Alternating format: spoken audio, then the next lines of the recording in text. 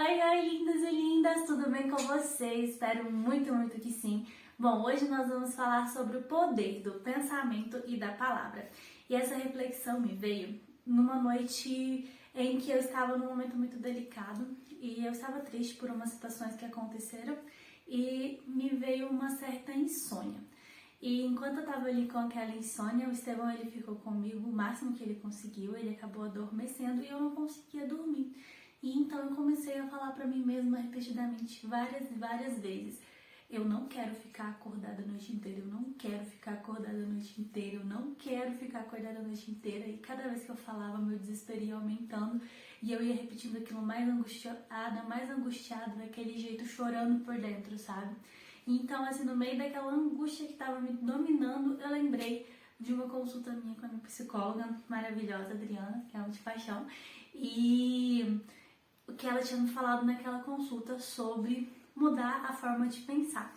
Ela tinha me falado na consulta que eu tenho que meio que tirar as negativas do meu cérebro. Não sei se estou falando certo, Adriana, se estiver errado, você me corrige. Mas, por exemplo, ao invés de falar eu não quero passar a noite inteira acordada, eu tinha que mudar minha sentença.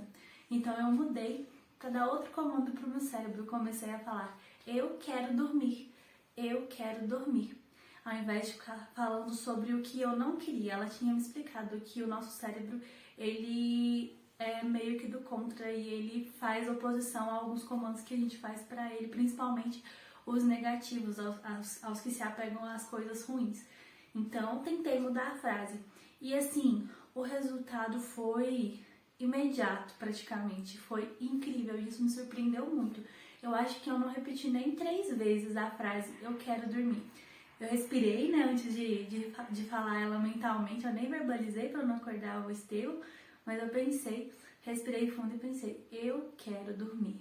E aí foi, eu quero dormir, eu quero dormir. Quando foi ver, eu acordei só no outro dia. E eu fiquei muito impressionada, tipo, nossa, o poder que o jeito de falar com nós mesmos, né, o jeito de pensar sobre as situações tem sobre o nosso corpo. E aquilo me impressionou muito e eu vim conversando sobre isso com Deus no decorrer daquela semana.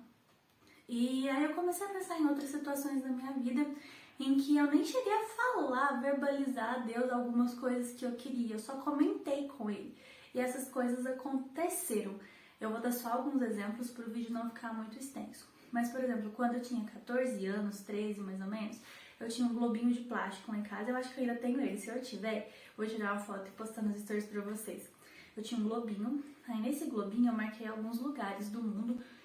No mundo não, né? Tem no mundo, que tem a Austrália. Marquei alguns lugares que eu gostaria de conhecer. E assim, eu sou muito fã do Brasil e eu marquei a maioria dos destinos aqui no Brasil. E assim, eu fui bem, digamos, não muito ambiciosa, sabe? Foram poucos lugares que eu marquei. Marquei o Xingu, que eu morria de vontade de conhecer o Xingu naquela época. Sempre fui uma amante da natureza, meus amigos sabem, principalmente os mais antigos. E além do Xingu, eu marquei também Bonito e marquei as Cataratas do Iguaçu, aqui no Brasil. Eu marquei, se não me engano, a Austrália fora. Não sei se eu marquei lá onde ficam os Incas e os Maias, né? Os vestígios dos Incas e dos Maias. Não tenho certeza se tá nesse globinho. Mas enfim, marquei esses lugares. E assim, marquei e tipo, só conversei com Deus. Nossa, seria muito legal poder ir nesses lugares e tal. Mas sabe quando você faz uma coisa pensando que aquilo realmente poderia ser possível algum dia, não descreditando a ideia, a hipótese de estar naquele local.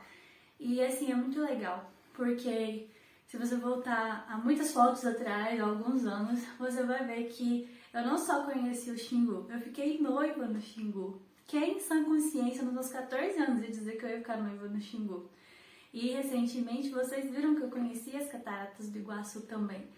E aí eu fiquei pensando, poxa, será que Deus ouve essas coisas? Tem outras historinhas que aconteceram coisas que eu só comentei com Deus, sabe? E aí eu fiquei pensando sobre isso, e Deus me deu uma ideia, assim, tipo, a Bíblia diz, eu vou ir colocando os versos na descrição do vídeo, aqui no vídeo em cima, para não ficar extenso, mas Deus fala que na Bíblia que a nossa boca fala daquilo que está cheio o coração. Ou seja, tudo aquilo que a gente verbaliza faz parte do nosso corpo de crenças que a gente tem mentalmente lá internamente. Então a gente pensa tanto naquilo que aquilo passa a ser uma crença e nós verbalizamos. E a gente percebe uma coisa no comportamento de Jesus quando ele veio aqui na Terra em relação aos milagres que ele fazia. Ele sempre perguntava à pessoa para a qual ele fazia o milagre: o que queres que eu te faça? E se a pessoa tinha fé. Você tem fé? Isso aconteceu em um caso específico de um pai que pediu a cura para o filho dele, e o pai foi muito sincero, ele falou: eu não tenho, mas eu quero ter. Então, e Jesus ainda falou sobre a questão de que se a gente tiver uma fé do tamanho de um grãozinho de mostarda, a gente vai conseguir transpor montanhas. Então, eu percebi que Deus me mostrou, na verdade, né, que Ele atua na medida da nossa fé. Por que Ele atua na medida da nossa fé? Porque Ele não pode fazer na nossa vida uma coisa que a gente não quer. Porque Deus, Ele não arromba a porta para sair entrando. Ele bate na porta, a gente abre e pega na mão dele se a gente quiser. Se a gente não confia que ao segurar na mão dele, Ele pode realizar nossos sonhos, que Ele pode nos fazer ser aquilo que Ele nos criou para ser, Ele não vai sair arrombando e te puxando para fora. Ele vai continuar insistindo, nos batendo, sabe? Então, Ele atua na medida da nossa fé. Então, quando a gente pensa tanto em algo e verbaliza aquele algo, crendo que Deus é capaz de fazer aquilo por nós, Ele vai atuar, Ele pode atuar se for para o nosso bem, porque tudo é feito para o nosso bem, para a nossa salvação. Então, eu entendi isso, que o poder da palavra está na manifestação da nossa fé através da palavra. E, ao mesmo tempo, sendo algo tão poderoso e tão incrível, também se torna algo tão perigoso e tão destrutivo. Aí eu fui levada por Deus até o livro de Tiago, e Tiago ele fala um pouco sobre o poder da palavra. E assim, Tiago fala com umas palavras bem pesadas sobre o poder da palavra. Eu vou ler para vocês um trechinho em que ele fala sobre a fala, né? Ele diz o seguinte: quando colocamos freio na boca dos cavalos para que eles nos obedeçam, podemos controlar o animal todo. Tomem também como exemplo os navios. Embora sejam tão grandes e impelidos por fortes ventos, são dirigidos por um leme muito pequeno, conforme a vontade do piloto. Semelhantemente, a língua é um pequeno órgão do corpo, mas se vangloria de grandes coisas. Vejam como um grande bosque é incendiado por uma simples fagulha. Assim também é a língua. É um fogo, é um mundo de iniquidade, colocada entre os membros do nosso corpo. Pode contaminar a pessoa por inteiro e incendiar todo o curso de sua vida. Então, ao mesmo tempo que as nossas palavras, que são a manifestação das nossas crenças, da nossa fé, podem trazer bênçãos, elas também podem trazer maldição. Então, isso nos leva a pensar sobre a qualidade daquilo que nós estamos pensando. Se o nosso pensamento é bom, as nossas crenças serão boas, nossas palavras serão boas, e essas palavras que são a manifestação da nossa fé vai fazer com que Deus possa nos alcançar, porque nós damos essa abertura para Ele e Ele vai transformar nossa vida para o bem. Mas se nós alimentamos maus pensamentos, se as nossas crenças se tornam más e nós verbalizamos crenças ruins, isso vai limitar o poder de Deus e a atuação dele na nossa vida por nossa própria opção em pensar de forma má. E aqui Tiago diz que esse pequeno órgão, a língua, ao verbalizar a nossa fé, vai dominar o nosso corpo inteiro. E eu postei um verso ontem falando sobre isso, onde Salomão diz que a morte e a vida estão no poder da língua. E a gente vai colher os frutos de como nós utilizarmos esse órgão tão precioso. Repito, não é a língua em si, mas é a crença que está por trás de cada uma de nossas palavras. Eu trouxe essa reflexão porque ela é muito relevante.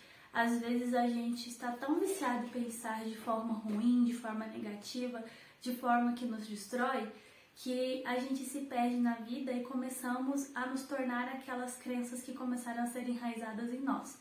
Só que ao mesmo tempo que Tiago diz que é muito difícil dominar a língua, a gente sabe que nós cremos em um Deus que nos diz que nós podemos todas as coisas nele e que nos motiva a que tudo que é bom, tudo que é agradável, tudo que é de boa fama, se alguma virtude há, que isso permeia os nossos pensamentos e por consequência se torne nossas crenças e nossa palavra verbalizada. Em Deus nós conseguimos.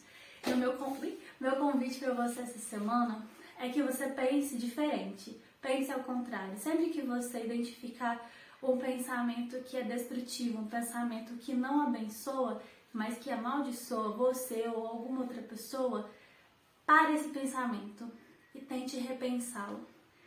A morte e a vida estão no poder da língua. Você pode abençoar com a sua palavra a você mesmo e aos outros, ou você pode amaldiçoar com a sua palavra a você mesmo e aos outros. Então, tente cuidar da sua mente, dos seus pensamentos, para que suas palavras se tornem boas e façam com que você cresça na vida e que você incentive os outros a crescer.